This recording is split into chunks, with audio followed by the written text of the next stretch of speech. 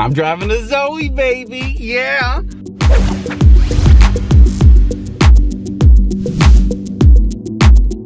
They gave me the keys to this Zoe, and I'm gonna drive it. We got 81 kilometers. I'm gonna be just following along, I guess. So, I mean, my goal here is to drive every electric car that there is in the whole world. I'm checking one off my list. I am so excited. Here we go, I'm going in reverse. Ooh, it's peppy. I already really like this thing. Honestly, I do. I can see why people like it. It feels nice. I feel a little bit higher than in the S. This is sort of like a Model X feel. Obviously, this is a lot smaller, so I mean, it's just like my Leaf, really. I mean, obviously, it's not as peppy as the Tesla or anything like that, but you know what? I will say, I don't think it's as peppy as the Leaf. It might not be. It's really fun, though. I'm very much enjoying this. It has that normal car feel. The Tesla has the spaceship feel. This has the normal car feel. It just feels like a normal car. Man, just look at the price of gas. I really like this thing. It is such a comfortable car. I mean, you get in the Tesla, and I mean, it feels like a sports car. It feels like a rocket ship. I mean, this feels like, you know, more what you're used to. I mean, it feels a lot like my Leaf, I'll be honest. I really, really like it. I can see why everyone loves their Zoe.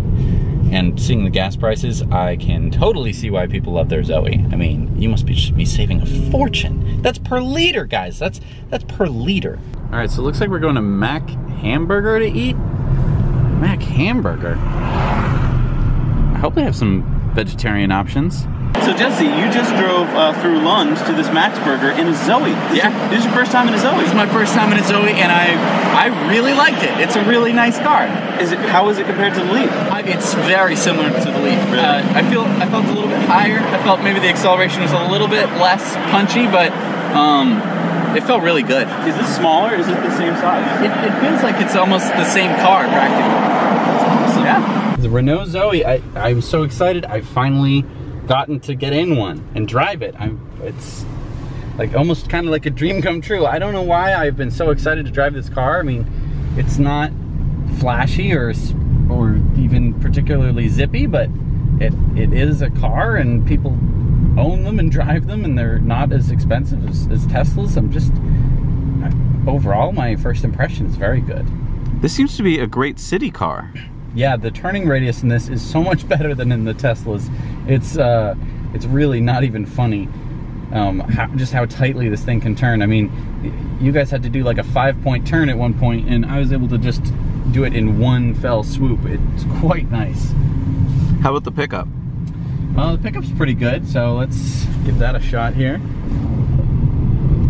Yeah, it's not earth-shattering, it's not jolting. But it certainly felt nice. So it comfortably seats 4. It looks like you could stuff in a 5th. Yep. So the funny thing that I've noticed about the Zoe is that the brake pedal feels almost exactly the same as the Leaf. It's sort of like not this linear brake pedal function at all. It feels like you're going up a slope, basically. Like the more you press, the exponentially more stopping force you have. So it's kind of funny that way. Okay, Jesse, why don't you gun it to catch up with those guys ahead? Okay. Wow, that felt pretty good. Yeah, that wasn't that bad. Yeah, from a low speed, it feels pretty good, but once you're up at 70 or 80, the acceleration drops off, which is to be expected. But so you're saying that if you're on the highway and you need to like speed up quick, probably not gonna happen. Probably not gonna happen. But getting on the highway is good. Yeah. Gotcha.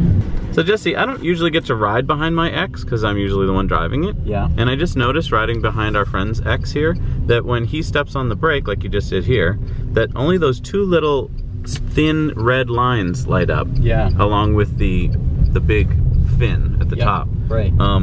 And yet there's all that red that I thought would light up, but doesn't. And it's actually kind of misleading. Like, yeah, it's like, are you braking really? You're kind of looking for something that doesn't really happen. Right.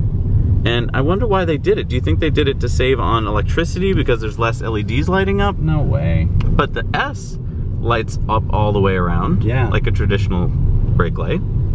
Yeah, I don't know what that's about. That's very interesting. So Jesse, I just noticed something about your left rear view mirror. It's not the same as mine on the right. Right. What is that dotted line? So that dotted line right there basically is everything beyond to the left of that dotted line is skewed, so you actually get like a beveled further view than everywhere else on the mirror, so you get to actually see more into your blind spot. I think that's a great idea. I've never even thought of it. Thanks so much for watching Now You Know. We work hard to bring you videos about things that we think you'll find useful, but we need to know from you what you want to see, so leave your comments below. Also, don't forget to go over to our Patreon page, where for as little as $1 a month, you can watch our Patreon bonus story every week on Tesla Time News. Thanks again. We'll see you soon.